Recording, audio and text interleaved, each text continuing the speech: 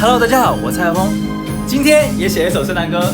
虽然昨天的圣诞歌收获了不少的差评或者不喜欢，但是我觉得没关系，因为写作就是要勇敢的表达自己，勇敢的記錄自己內心的感受。那麼今天聖誕歌希望有驚喜哦，聽聽看。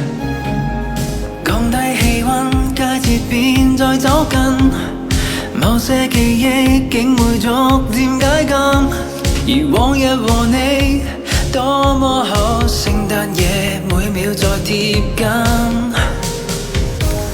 閃閃晚燈，飄雪點點紛紛，我偷看手嘅兒女在輕心，煩囂已步近，人海裡面我被圍困，紊亂我心，歡欣氣氛，街角中所見盡是繽紛，想起那天於札幌，跟你夢幻一晚，曾徹夜陪我，太幸運，能交出真心。